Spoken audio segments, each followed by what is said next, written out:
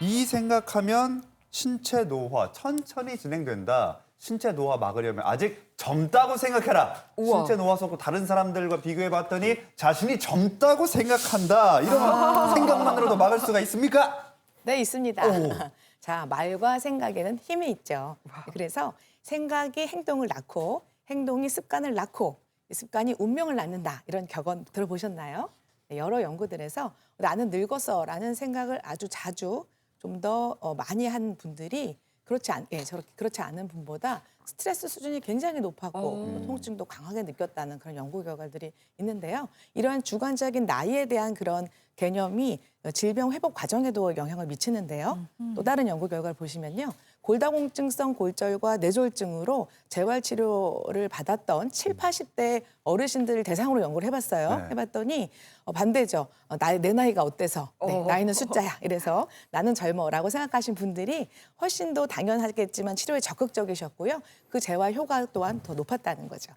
그래서 이 주관적인 노화에 대한 그런 주관적인 관점과 생각이 정말 실제 건강 그 상태와 밀접한 연관이 있다라는 것을 입증해준 아주 흥미로운 연구 결과라고 말씀드릴 수 있습니다. 야, 그럼 내가 젊다 이렇게 생각해야 실제로도 몸과 마음이 이제 효과를 발휘를 해서 젊고 건강하게 살 수 있다 이런 거잖아요. 근데 저는 제가 예쁘다 늘 생각을 하는데 이거는 결과가 아닌 것 같긴 하더라고요. 근데 다시 돌아와서 젊다 이렇게 생각을 하고 싶어도 이게 내 몸이 막 아프고 이러면은 그렇게 생각이 잘 안 되는 경우도 많거든요. 그런 사람들은 어떻게 해야 돼요? 그러게요. 네, 이 젊다고 생각하는 것이 참 막연하다 이렇게 생각하시는 분들이 계시다고 그러면요. 생활 태도를 바꿔보시기를 권합니다.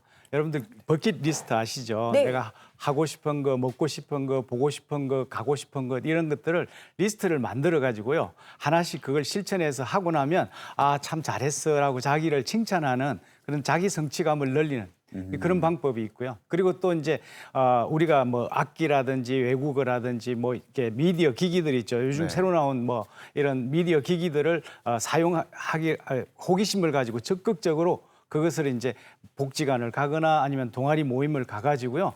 자기가 하고 싶은 일을 적극적으로 한번 참여해 보시는 것도 좋습니다. 또 집에만 우두커니 계시지 마시고요. 밖에 나가가지고 사람들하고 소통을 하고 또 특히 이제 젊은 세대와의 소통을 통해서 사회적인 연결망을 계속 유지하는 것. 이것도 굉장히 젊게 사는 방법 중에 하나입니다. 또 이제 우리가 나이가 들면 나이 드니까 당연하게 아프지 이렇게 생각하지 마시고요.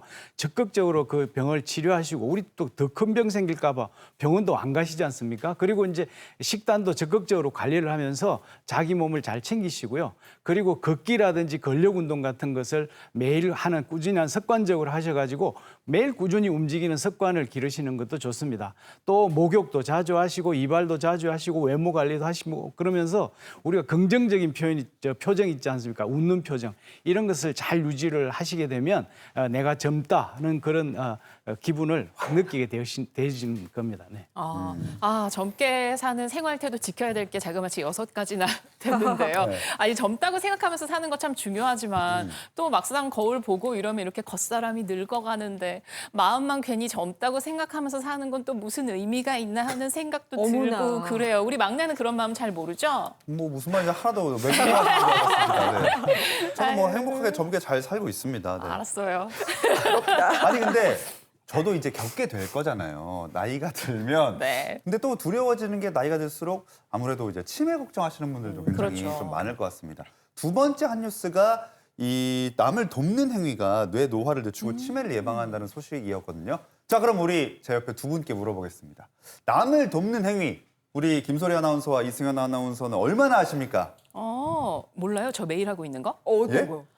저는요, 몇 달 전부터 매일매일 네. 정말 말을 정말 말 안 듣고 철딱서니가 없는 남동생 같은 후배를 모시고 이렇게 수발을 들면서 어머나. 방송을 하고 있어요. 예. 정말 제가 이렇게 선행을 쌓아가고 있네요. 맞습니다. 진짜. 자, 그럼 그게- 우리 선배님은요? 그게 시집살이지 뭐.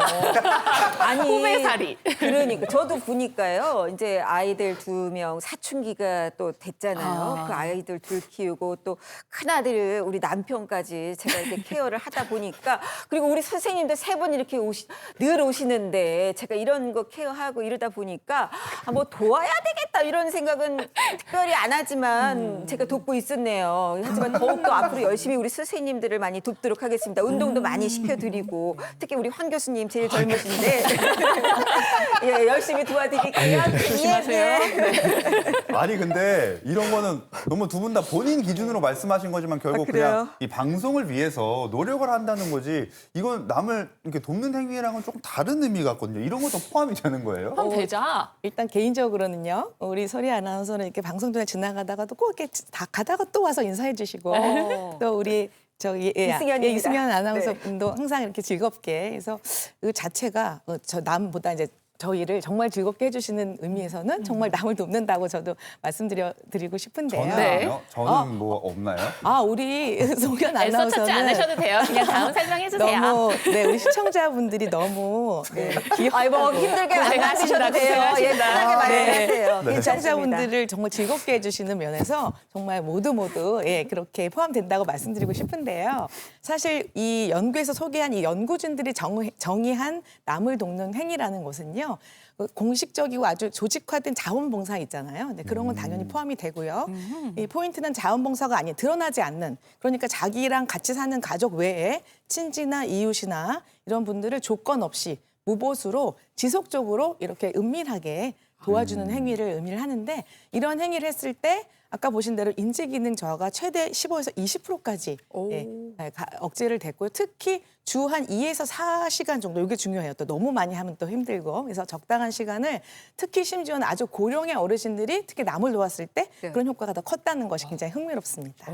그렇군요. 아니 근데 남을 돕는다는 행위가 어떤 작용을 하길래 뇌 노화를 늦출 수 있는지 궁금해요. 네, 여러분들 누군가 정말 조건 없이 도와보신 경험이 있다면 아마 느껴지실 거예요. 네, 개인적으로 저도 그 무료로 그 외국인 의료봉사를 쭉 하고 있는데요. 네, 하면은 뭐 그냥 기분이 좋다를 좀 넘어서는 그런 뿌듯함이 있는데요.